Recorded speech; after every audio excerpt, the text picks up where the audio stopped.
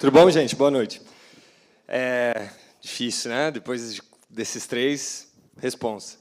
Eu queria começar, antes de me apresentar, eu quero que levante a mão quem aqui fala inglês fluente agora, por favor. Tá. Tem mais ou menos umas 3 pessoas. Quantas pessoas tem aqui, Cadu? 80? Umas 200. Teve umas 4, 5 pessoas aqui. Então, a plateia, que é uma plateia muito bem educada, muito qualificada, provavelmente de classes A a B do nosso país, a gente está falando aí de menos de 3% dessa sala que fala inglês. Bom, quando a gente olha para a classe C, D e E, que é a maioria, que é a grande parte do nosso país, isso aqui sempre acontece, sabotagem das grandes escolas, das grandes redes. Sempre acontece. Porque eu vou começar a atacá-las agora e elas começam a cair a luz. Quando a gente olha para a classe C, D e E, a gente tem 0%. 0% da classe C, D e E do Brasil fala inglês. Até aí, tudo bem. Tudo bem porque a educação no nosso país é horrível, é uma merda. E não só a educação, como vários serviços básicos não existem. Obviamente que inglês, no país, as pessoas mal falam português, quem dirá inglês? Até aí, tudo bem.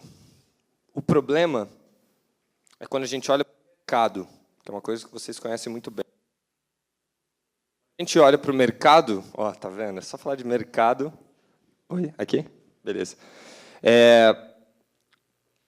Quando a gente olha para o mercado de ensino de inglês, quantas escolas de inglês tem aqui, em Maringá? 10, 20, provavelmente umas 20 a 30. No Brasil, tem mais ou menos 8.000, quase 10.000 escolas de inglês. O mercado disso, que gira todo ano, pagando o curso de inglês, dá mais ou menos 4 bilhões de dólares. Já faz 50 anos que tem escola de inglês. Esses são os fatos.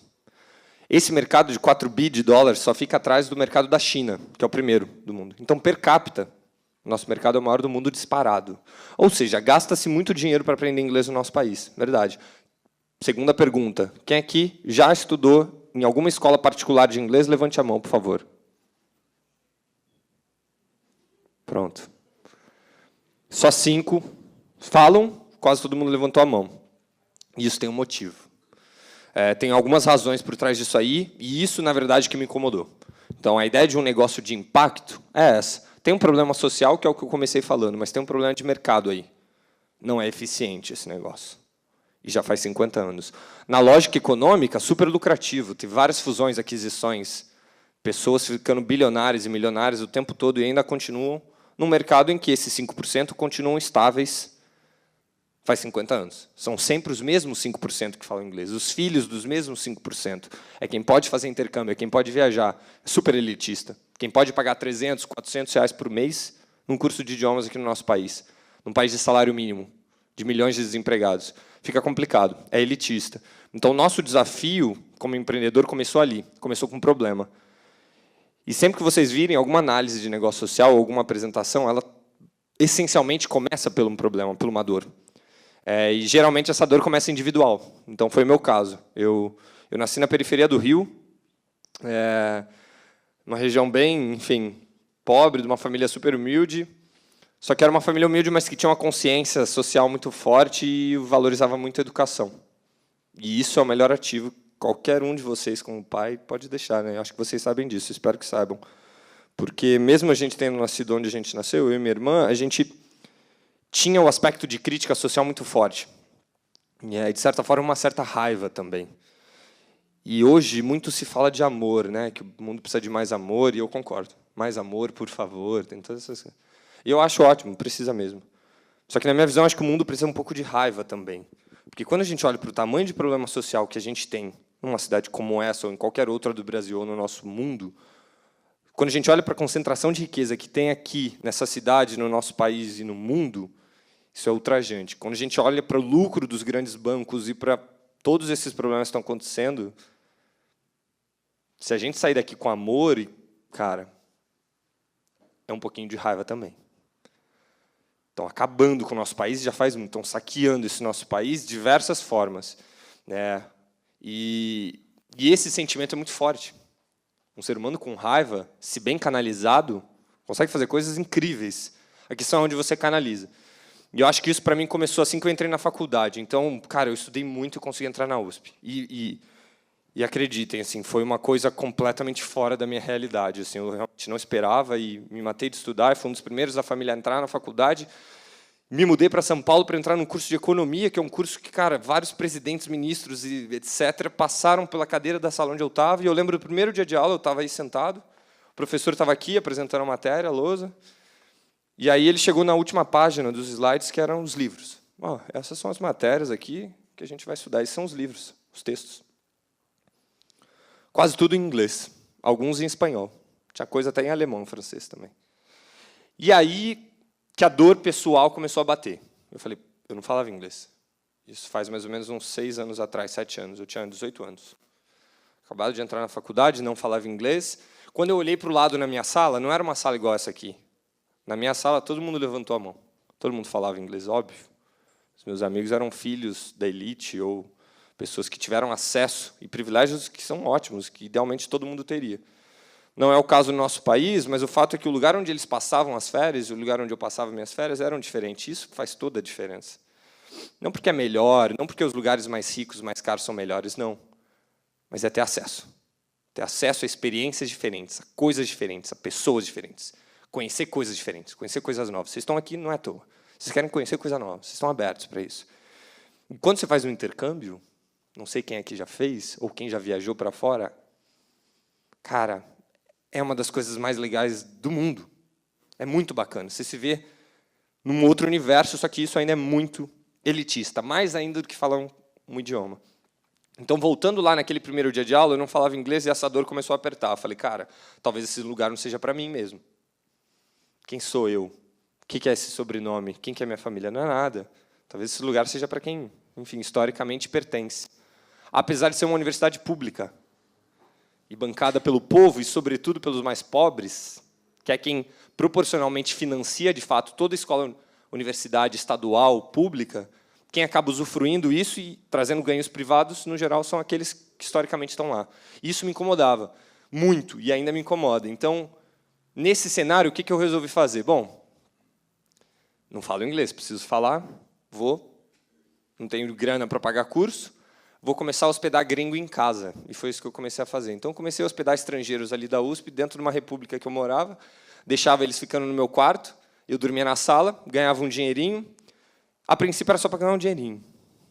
Só que passou mais ou menos 8 meses, do primeiro dia de aula até outubro, novembro, eu me vi falando inglês. Um belo dia, chegaram lá 2 dos alemães que estavam lá ficando na casa, e eu fiz o meu primeiro teste de nível, porque eles chegaram, eu estava dormindo, eu tinha prova no outro dia, e eles chegaram falando, meio bêbados e tal, gritando, e aí eu comecei a xingar eles em inglês, num nível de fluência assim, inacreditável.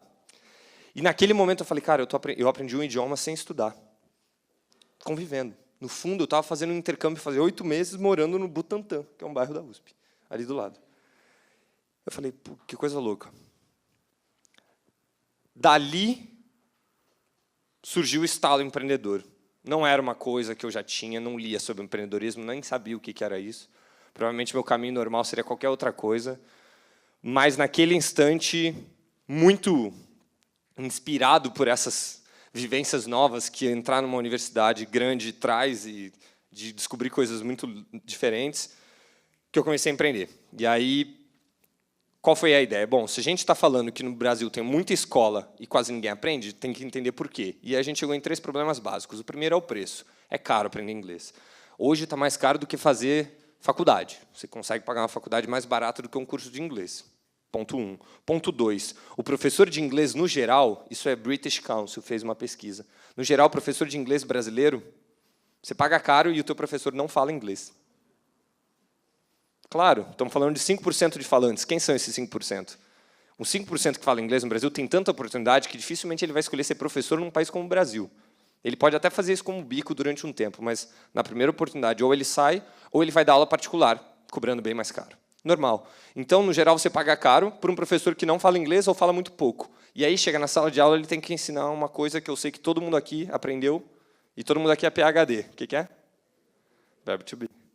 PhD, por definição, é mais ou menos quem estudou de 10, 15 anos, a mesma coisa. Então, parabéns. No final, vou estar entregando um certificado de PhD de Verbo to Be, porque quase todo mundo foi. E não é à toa. Então, tem um problema estrutural de oferta. Assim como a USP, os professores, 70 anos atrás, tiveram que vir professores da França para dar aula das ciências sociais, professores da Rússia para criar o curso da matemática, formar uma base, é um pouco o que a gente pensou. Cara, tem um problema ali. O professor bom brasileiro, no geral, é caro, com razão. E tinha um terceiro problema, que escola de inglês, na verdade, ganha dinheiro com uma outra coisa que não é mensalidade. O que é? Material didático. Pronto. Material didático no Brasil não tem tributação? Não sei se vocês sabem de algum livro que custa R$800. Vai na biblioteca e tenta achar um livro de R$800. Vocês não acham. Só livro de inglês. Porque é venda casada. O que também não pode, mas isso deixa para lá. O advogado depois pode explicar.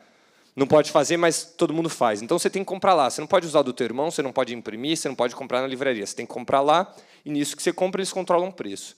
Hoje, a gente tem das 8.000 escolas, a gente está falando de 2, 3, 4, no máximo 5 grandes donos. Então, por mais que tenham marcas diferentes, no geral, é o mesmo dono, não da franquia, mas da marca-mãe. E tem um modelo que ainda ganha dinheiro imprimindo papel e livro. Então, com estímulo de evasão. Porque quando você ganha dinheiro vendendo livro, quando essa cadeira está ocupada, você já vendeu um livro. Mas quando esse aluno desiste, libera a cadeira para matricular uma outra pessoa, vender mais livro. Então, é um modelo que ele não tem o estímulo. E aí é onde o capitalismo trava um pouco.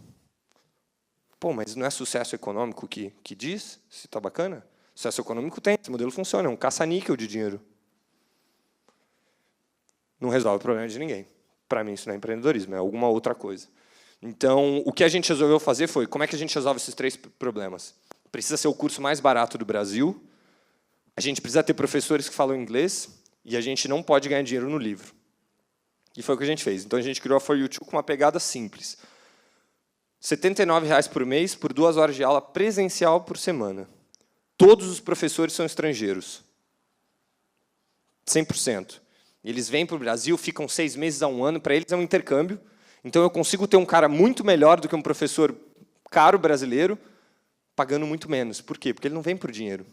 Esse cara vem pelo impacto, ele vem pela experiência internacional.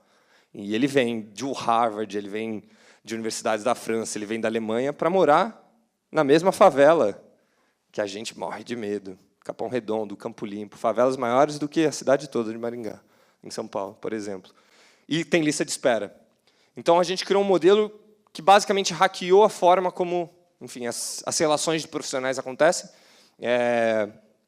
resolveu esse problema da mão de obra, criou o curso de inglês mais barato do Brasil, não cobra pelo material didático, porque é um aplicativo.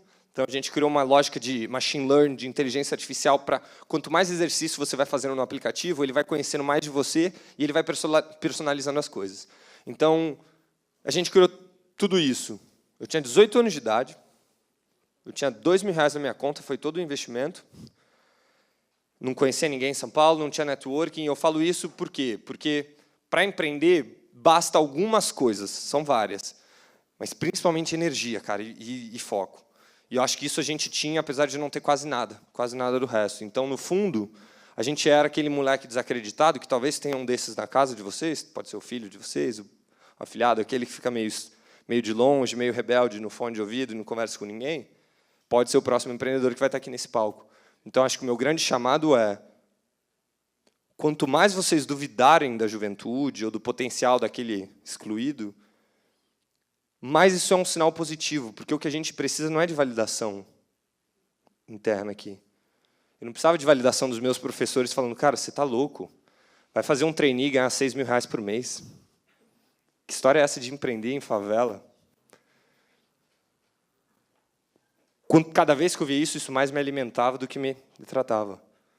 Então, acho que, no fundo, o que a gente precisa ter como uma sociedade ou um espaço que está buscando empreender é aceitar erro, é aceitar o diferente, é confiar mesmo, é dar chance para o novo, para as novas coisas surgirem.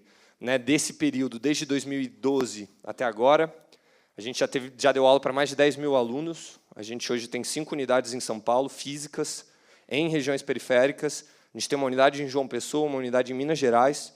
Estamos agora começando o nosso processo de expansão mais rápido. Então, a gente já passou por alguns processos de captação de investimento, inclusive do Mohamed Yunus, é um dos nossos sócios, o Nobel da Paz, que já comentaram. O maior investimento que eles fizeram na América Latina foi na For You Too. A gente tem alguns outros parceiros nessa jornada também. Um modelo 100% lucrativo, então a gente só vive disso. Várias pessoas pagando R$ 79,00 por mês, que é quase 7 vezes menos. Dá para fechar a conta? Dá. Tem que ser inovador, tem que ser ousado e tem que escalar. Então, hoje, o nosso foco é dar aula para os 18 milhões de brasileiros que já falaram que querem aprender inglês e não tem grana. Esse é o nosso grande desafio. A gente não para enquanto não chegar nisso. Nesse meio tempo, a gente já ganhou alguns prêmios no Brasil e fora, então tive a oportunidade de conhecer, vários países do mundo, representando muitas vezes o Brasil, a juventude brasileira e a galera da periferia, que muitas vezes é desacreditada mesmo. Então, acho que os espaços eles estão aí e cabe a gente botar o pé na porta e entrar e, ocupar eles. Acho que, independente da tua história, de onde você vem, é muito o que você está mirando. Eu acho que a gente sempre mirou um tipo de empreendedorismo diferente, daquele arcaico que só reclama do imposto, que é alto, do tributação. E, quanto mais imposto eu pagar, quanto mais complexo for, quanto mais chato for gerir, significa que essa parada está crescendo, se chama dor de crescimento. E bora. Não quer isso, tem um monte de concurso público. Agora não tanto, é verdade. Mas tem outros caminhos. Então, assim, acho que o jogo de empreender, no fundo, não adianta vir um empreendedor de palco aqui, como eu e tal, empreenda, siga seu sonho. Acho que o desafio aqui é o seguinte, na hora que for o dia 5 do mês, vocês tiverem uma folha de pagamento, eu não vou estar lá, o palestrante não vai estar lá, o autor do livro, o youtuber não vai estar lá. Quem vai estar lá são vocês e a família de vocês. Então, acho que, no fundo, é esse apoio que, no fundo, vocês precisam. Se o mundo não te dá a chancela de autoconfiança, ou você se dá isso e finge até a confiança vir de verdade, ou, é melhor nem começar. Então, acho que esse é um pouco de algumas das vivências que a gente teve na For You Too. Hoje, a gente está com mais ou menos 70 pessoas full-time no time. Estamos também contratando e ampliando essa jornada. Nosso grande sonho é estar no Brasil inteiro, isso nos próximos 5 anos, inclusive aqui, por que não? Então, logo, logo. A gente também tem parcerias com empresas, então, de dar aula dentro.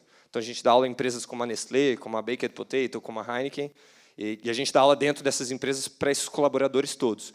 Então, também é um modelo bacana que a gente encontrou para conseguir escalar o nosso impacto e, por que não, escalar financeiramente. Eu acho que quebrar essa dualidade que acompanhou a nossa geração e as antigas durante tanto tempo, do lucro versus impacto, acho que isso é uma grande baboseira, e acho que a molecada, a juventude, os excluídos estão aí para mostrar e fazer as coisas,